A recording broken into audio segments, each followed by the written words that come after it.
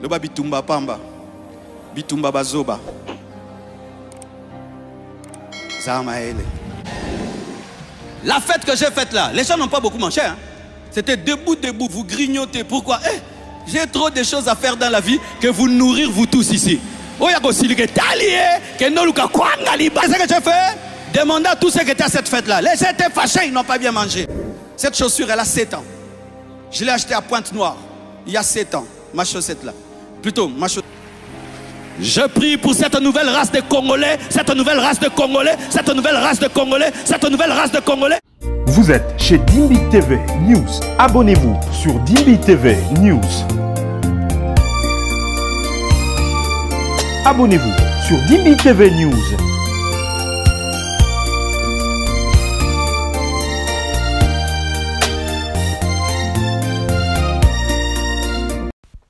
Bonjour tout le monde, j'espère que vous allez bien. Moi je vais super bien, au top. Si tu es là pour la première fois, abonne-toi sur Dimbi TV News pour ne rien rater de nos prochaines publications. Aujourd'hui, je vous ai apporté la vidéo de Pasteur Marcelo Tounassi. Mes frères et sœurs, Oeza Bombe, mettez-vous confortablement, suivez cette vidéo du début jusqu'à la fin. Que Dieu bénisse le pasteur Marcelo Tounassi. Pourquoi je le bénis, vous allez comprendre dans cette vidéo. Bien-aimé, nazu parnanga, biloko moko abimisia, biloko ya moto. Bien-aimé, partagez-moi cette vidéo au maximum. Makambo Alobi, il a parlé de sa fête, les gens grignotaient. Là, ça ne me concerne pas. Ça n'engage que lui, Makambo Alobi ne yoana. Mais oya ki toko ebimia wabandeko. Yaka pozwa parnayo. Merci de commenter, de liker, de partager. Que le Seigneur nous bénisse tous. Shalom. Et une fête de 3000 $. Et si les gens sont fâchés qu'ils n'ont pas bien mangé, qu'ils aillent manger chez eux, qu'ils aillent manger chez eux, qu'ils aillent manger chez eux. Donne-moi la main. La fête que j'ai faite là, les gens n'ont pas beaucoup mangé. Hein? C'était debout, vous grignotez. Pourquoi? J'ai trop de choses à faire dans la vie que vous nourrir vous tous ici. C'est ce que j'ai fait. Demandez à tous ceux qui étaient à cette fête-là. Les gens étaient fâchés, ils n'ont pas bien mangé. Mais j'avais prémédité qu'ils se fâchent. Car j'avais prémédité les consonomies. Oh mon frère, tu n'es pas obligé de louer une grande salle. Que celui qui t'oblige de louer une grande salle, qu'il la paye lui-même. Tu n'es pas obligé de changer 4 fois. Alléluia. Tu n'es pas obligé de tout ça. Soyez intelligent, soyez sage. Que Dieu te donne l'intelligence, que Dieu te donne la sagesse, que Dieu te donne l'intelligence, que Dieu te donne la sagesse.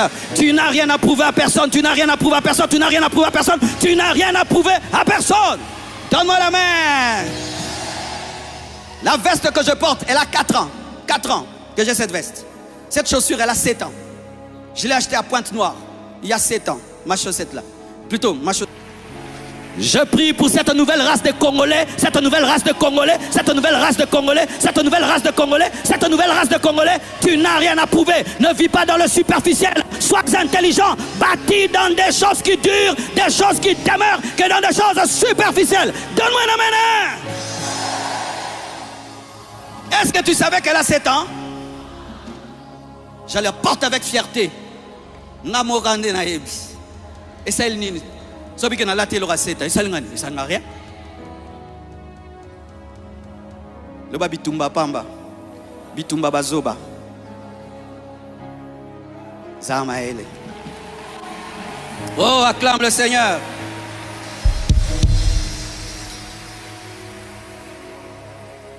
La connaissance rend puissant. Hier, un lion nous effrayait. Un lion tuait l'homme.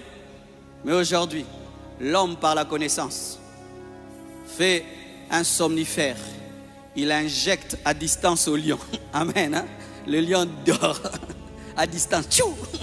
Le lion, il prend le lion, il le met dans une cage. Et le lion se réveille, il est dans un zoo. Il est en train de tourner.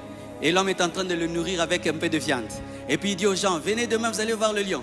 On prend des photos au lion. Le lion tourne, l'homme met l'argent en poche. Il met l'argent en poche. Mais hier, les lions tuaient l'homme. Mais quand l'homme a grandi dans la connaissance, il a fait des somnifères. Il a fait un fusil. Il s'est rendu compte qu'il était plus fort que le lion. Il est né sans griffes. Il est né sans une force musculaire spectaculaire. Mais il est né avec un cerveau supérieur au lion. Regardez les animaux, ils naissent plus forts que nous. Un animal naît, directement il marche, il voit, n'est-ce pas? Mais un bébé homme, il faut le protéger. Il grandit simplement. Il n'a pas de pelage pour se protéger du froid. Mais il est faible parce que Dieu a tout mis dans le cerveau. Mais quand ce cerveau commence à se développer, cet homme commence à regarder les choses autrement. Il commence à faire des fusils. Il commence à faire des somnifères. Il commence à dompter un éléphant. Un éléphant. Vous avez déjà vu des éléphants qui domptent les hommes et qui font tourner les hommes en rond? Il n'y en a pas. Ils sont forts, mais ils ne sont pas intelligents. Et notre intelligence nous rend supérieurs aux animaux qui sont forts parce que l'intelligence, c'est la plus grande puissance. Pour qu'aujourd'hui la Chine fait trembler les États-Unis, l'intelligence, l'intelligence. Ils ont fait ChatGPT et ils ont fait quoi? C'est quoi? Hein? Quelque chose comme ci, quelque chose là. DeepSeek, c'est ça, hein? C'est ça. Et ils sont en train, tout le temps, de démontrer aux Américains que vous n'êtes pas les plus intelligents du monde et que vous ne le voyez pas, vous les respectez, n'est-ce pas? L'intelligence te fera respecter. Je bénis Dieu pour un frère de cette église. Il est venu ici, aveugle, mais il était un aveugle différent. Pas un aveugle qui demandait de l'argent pour manger, de l'argent pour boire. Il demandait l'argent pour étudier. Ce frère-là a fini ses études. Et je vous assure, lorsqu'on parle de lui, on dit que c'est parmi les étudiants les plus éloquents de son université. C'est vrai qu'il n'a pas des yeux, mais il sait parler. Il ne s'est pas concentré sur ce qu'il n'avait pas. Il s'est concentré sur son cerveau et sur sa bouche. Et il a fini ses études. Pendant qu'il y en a qui ont des mains, qui ont des yeux, qui ont tout, mais qui disent « je ne peux pas, je ne suis pas intelligent, je ne peux pas ». Et qui demandent que des miettes et des miettes. Lui, il a dit « ne me nourrissez pas, faites-moi étudier ». Il va trouver un travail, il va se marier, il va devenir grand. Pourquoi? Il a investi dans l'intelligence. C'est pourquoi lorsqu'une nation veut se développer, il faut investir dans l'intelligence. Dans l'intelligence, dans l'intelligence. Tu sais, si tu n'investis pas dans l'intelligence, dans les années qui viennent, nous les Congolais, nous serons comme des poules et les autres seront comme des humains. Tu t'imagines une poule face à un humain, comment tu es en danger? Hein? L'humain te fait tout ce qu'il veut. Et c'est ce qui va arriver dans les temps qui viennent. Cherchez à connaître, mes frères, à connaître les choses profondes.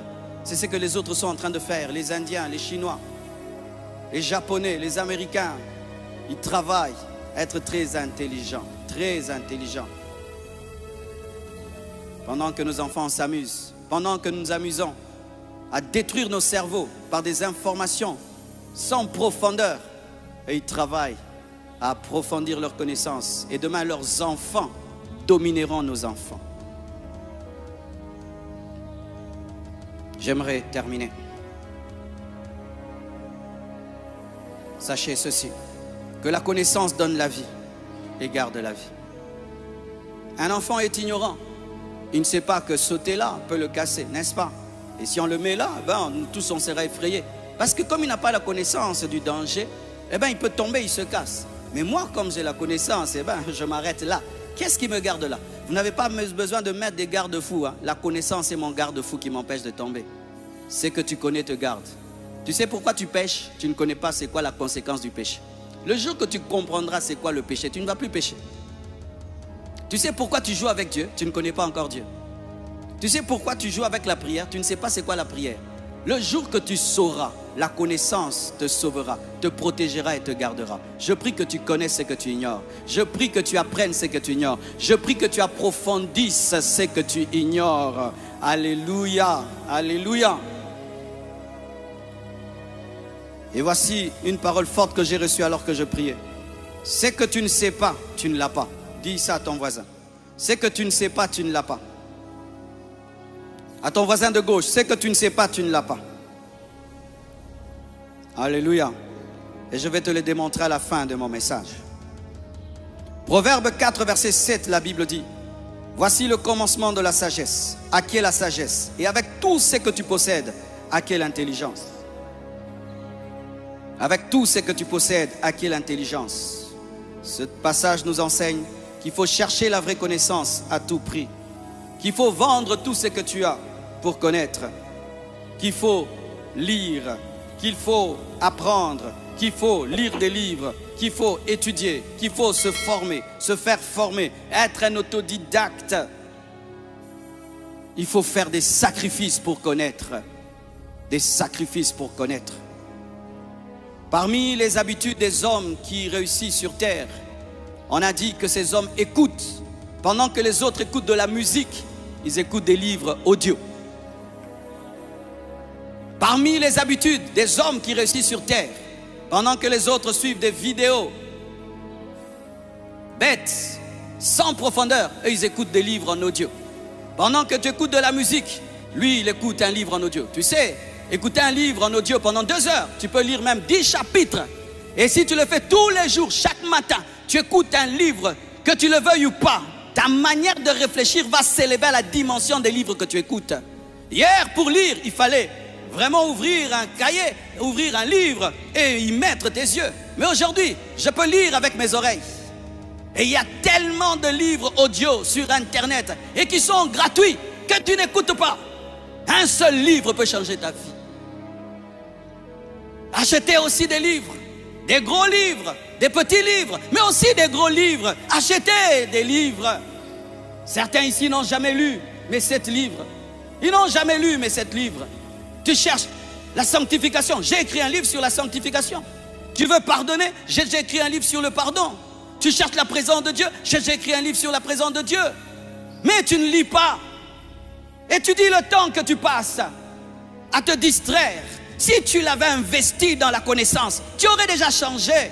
Car un cerveau qui est rempli de connaissances se tait de plus en plus. Alléluia. S'il faut vendre tout ce que tu as pour acquérir la connaissance, fais-le. Quel est ton livre de chevet? Qu'est-ce que tu es en train de lire ces derniers temps? En plus de ta Bible, qu'est-ce que tu es en train de lire ces derniers temps? Ces derniers temps, mon livre de chevet, c'est le livre de Dag sur le général de Dieu. Comment être un général de Dieu? C'est mon livre ces derniers temps. Comment être un général? Comme je suis en mode guerre, je lis des livres de guerre. Alléluia. Et c'est bien. Quand je lis un homme de Dieu comme lui, qui me parle des choses que Dieu me révèle en ces temps, ça me fortifie. Quel est le livre que tu lis? Lisez, lisez. Les hommes qui influencent la terre, lisent. Paul lisait. Paul lisait. Lisez. Même en lingala, lis. Lis. Apprends. Pose des questions. Lorsque tu vois quelqu'un réussir dans un domaine que tu ne maîtrises pas, humilie-toi. Pose la question. Comment tu fais? Comment tu fais? Comment tu fais? Comment tu fais? Dis-moi comment tu fais. Quand nous sommes allés à ICC Brazzaville, j'ai posé des questions tout le temps à la femme du pasteur Yves. Comment elle fait? Parce que c'est elle qui organise tout, c'est elle qui arrange tout. J'ai dit comment tu fais? J'ai dit comment vous faites pour que votre estrade soit toujours belle? Vous savez ce qu'ils font? Choristes. Les choristes viennent avec des chaussures. La chaussure que tu utilises de ta maison jusqu'à l'église, et quand tu arrives à l'église, tu portes la nouvelle chaussure pour ne pas abîmer là-bas. Et ils chantent, ils répètent les pieds nus. Ils répètent les pieds nus parce que pendant les répétitions, on abîme le carreau. J'ai appris ça là-bas. J'ai posé la question. Quand tu vois quelqu'un faire bien, c'est que tu aimerais faire. Pose la question. Apprenez, apprenez. Arrêtez de passer le temps à parler du mal des gens, à parler des gens. Parlez de vos vies, parlez de vos vies. Apprenez, apprenez, arrangez vos vies. Apprenez, apprenez, apprenez. Apprenez. Qu'est-ce que tu as appris cette semaine? Qu'est-ce qui s'est ajouté à ta vie? Lorsqu'aucune connaissance ne s'ajoute à ta vie est statique. C'est la connaissance qui bouge la vie. Je vous ai parlé de la connaissance qui nous a fait quitter les pieds jusqu'à des avions. C'est la connaissance. Sans nouvelle connaissance, tu es le même, même si tu es dans une nouvelle année. C'est pourquoi quand tu redoubles d'année à l'école, tu as redoublé, tu avais 20 ans. Amen. Hein? Maintenant, tu as 21 ans. Mais en première, ce n'est pas l'âge, c'est la connaissance. On va dire, il a redoublé. Même si tu as fêté l'anniversaire, c'est l'anniversaire d'un doubleur. Même si tu as crié bonne année, tu as doublé. Vrai ou faux?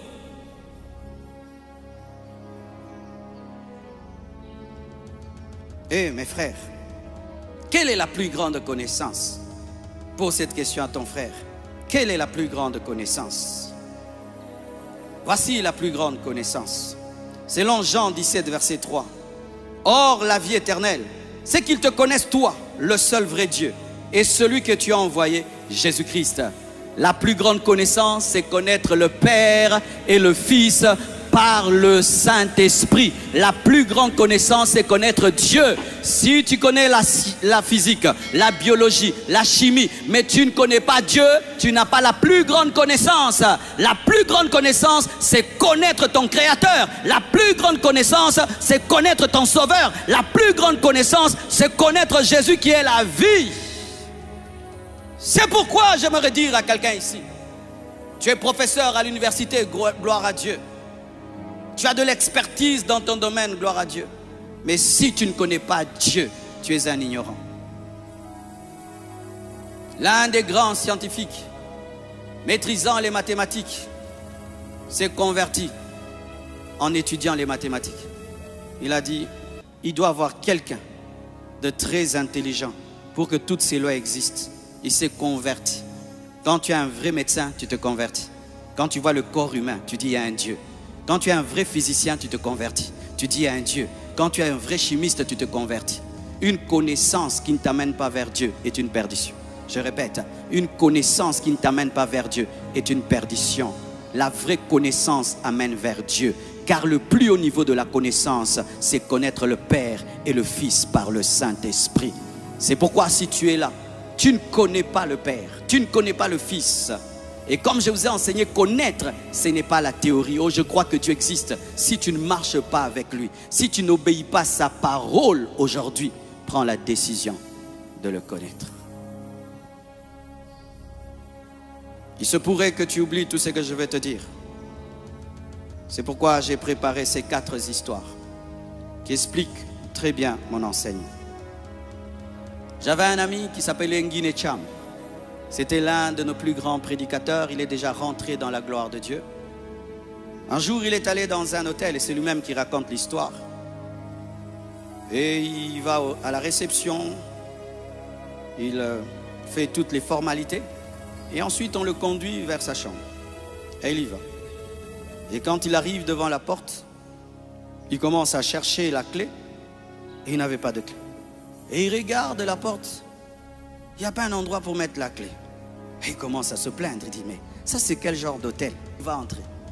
Et puis il y a une femme de ménage qui passait par là, qui n'avait pas son niveau d'onction, son niveau intellectuel, mais qui a remarqué quand même que l'homme de Dieu a pris beaucoup de temps devant sa porte. Lui posera la question. Je vois que vous avez pris beaucoup de temps devant votre porte. Quel est le problème? Il dit, mais cet hôtel est bizarre. Ils ne m'ont pas donné de clé. Et la femme lui dit, est-ce qu'on t'a donné une carte? Une carte? Ils m'ont donné ça. Mais c'est la clé. Oh, comment la clé? Il dit, donnez-la moi. Elle prendra la clé magnétique et la mettra devant la porte. Et boum, ça se va dire. Ah! Il avait la clé, mais il ne savait pas qu'il avait la clé. Et il a pris des minutes devant la porte parce qu'il n'avait pas la connaissance qu'il avait une clé. Comme toi, tu prends du temps devant une porte de ta vie. Alors que Dieu t'a déjà donné la clé, une compétence, une révélation, une capacité, son Fils Jésus, le sang de l'agneau, le Saint-Esprit. Mais comme tu ne sais pas, la porte sera fermée. Et aujourd'hui, je suis venu comme la femme de ménage pour te dire que Jésus est sauveur, que Jésus veut que tu travailles, que Jésus veut que tu étudies, que Jésus veut que tu t'approfondisses. Et si tu utilises cette clé, la porte s'ouvrira. Beaucoup d'entre vous, vous êtes en train de forcer les portes. Vous prenez des haches pour casser, mais ce n'est pas question de hache. C'est question de connaissance, c'est question de révélation. Laisse-toi former, laisse-toi aider. Et cette porte que tu appelles impossible va s'ouvrir. Car, alléluia, le problème de l'apôtre Nguine, c'est qu'il supposait qu'il aura une clé ordinaire. Alors que la technologie a changé. On n'ouvre plus avec les anciennes portes, mais il y a maintenant des cartes. Les cartes sont des clés. Mais lui ne pouvait pas savoir qu'une clé peut être une carte peut être une clé. Il avait besoin de mise à jour. De mise à jour. Encore, il y avait une femme. Cette femme vivait dans la pauvreté. Son mari était décédé et elle se nourrissait difficilement, payait difficilement l'eau, l'électricité. Elle habitait vraiment une cabane pourrie. Des années. Et elle priait, Seigneur bénis-moi, Seigneur bénis-moi, Seigneur bénis-moi. Les années passées, elle était toujours dans la pauvreté. Et un jour, un notaire est passé par là. l'a visitée.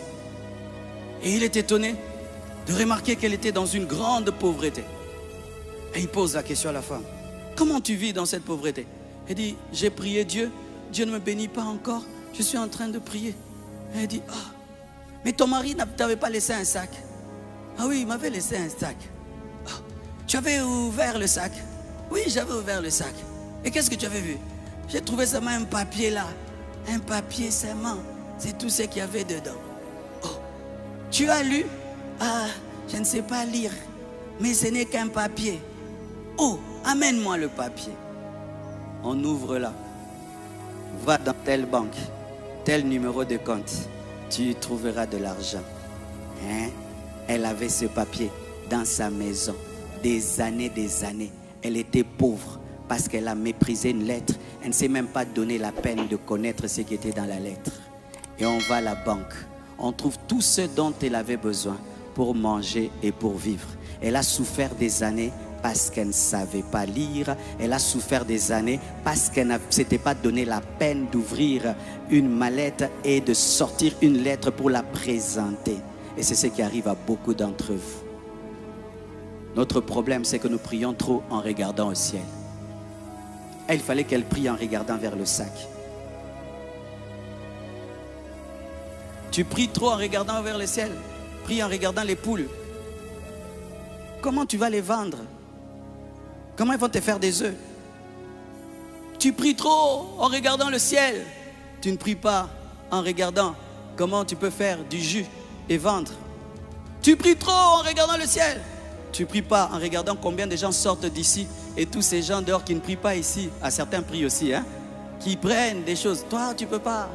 Mais ne mettez pas devant l'église. Hein. Devant l'église, vraiment, pas devant l'église. Hein. De ce côté-là, oui, pas de ce côté-ci. Mais c'est ça le problème des chrétiens. Vous avez tout, mais vous êtes paresseux. Même pour connaître la Bible. Même pour connaître la Bible et approfondir la Bible dans le domaine où tu échoues. Parce que la Bible est profonde dans tous les domaines. Si tu échoues dans un domaine, approfondis le domaine là, jusqu'à trouver la sagesse de Dieu là. Vous allez dans les profondeurs pour avoir le diamant. Allez en profondeur aussi de la connaissance de Dieu pour avoir les diamants spirituels et revenir avec ces diamants et ça va changer vos vies. Je termine par cette histoire. Deux champions se battent dans une chambre et un champion tape l'autre. Mais comme il est pressé, il prend son avion et il part. Et celui qui est tabassé sort de la chambre et crie au dehors, je l'ai tapé, je l'ai tapé, je l'ai tapé. Et tout le monde commence à appeler champion, champion, champion. Mais il y avait quelques spectateurs dans la chambre et qui ont vu comment le champion qui est parti a tapé. Mais il ne s'est pas donné la peine de rester. Qu'est-ce qu'ils vont faire? Ils vont laisser le faux champion crier victoire et être admiré. Ils iront dire à tous ceux qui étaient au dehors et qui n'étaient pas dans la chambre que le vrai champion, ce n'est pas lui, mais c'est l'autre qui a voyagé. Il en est de même.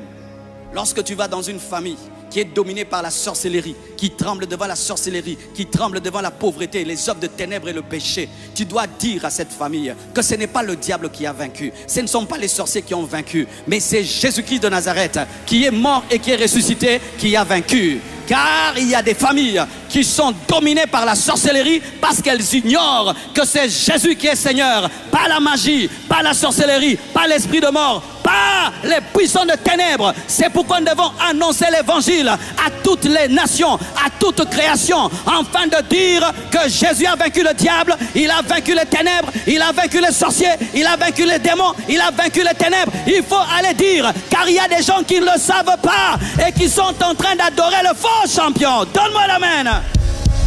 L'évangile, c'est de dire que le diable a perdu dans la chambre. Il y a des nations où on adore des démons, où on adore Mami Wata. Tu ne peux pas prêcher contre Mami Wata, ils ont peur. Tu ne peux pas prêcher contre le vaudou, ils ont peur. Mais quand tu vas leur dire, le vaudou que vous craignez là a été dépouillé à la croix, a été vaincu à la croix, et je vais vous le démontrer. Quand je suis allé au Niger, c'était un peuple islam. Et ils ne croyaient pas en Jésus. Je suis venu, je leur dis, Jésus est mort et ressuscité. Je vais vous le démontrer aujourd'hui. Ils m'ont dit, ok, je vais vous prouver que Jésus est un esprit. Ok, ok. les imams sont venus avec leurs fidèles, quitter la mosquée et venaient à la croisade. J'ai dit, levez les mains, je vais invoquer Jésus, il va vous toucher. Et là, j'ai demandé à Jésus de les toucher sans la foi. Même s'ils ne croient pas, qu'ils vomissent, même s'ils ne croient pas, qu'ils soient guéris, même s'ils ne croient pas, qu'il y ait d'autres dons. Frère, c'était comme le défi du Carmel. J'ai dit, levez les mains, fermez les yeux. Il ne fermait pas les yeux, mais regardez, on va voir ces magiciens. Père Tout-Puissant, au nom de Jésus, touche.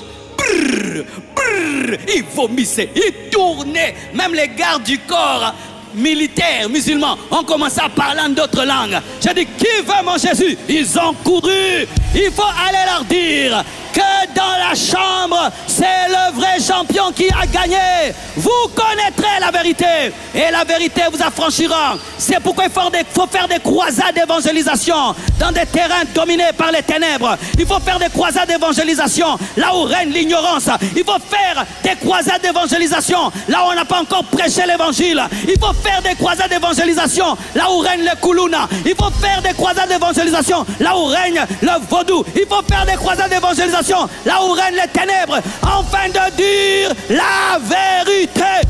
Vous connaîtrez la vérité et la vérité vous affranchira.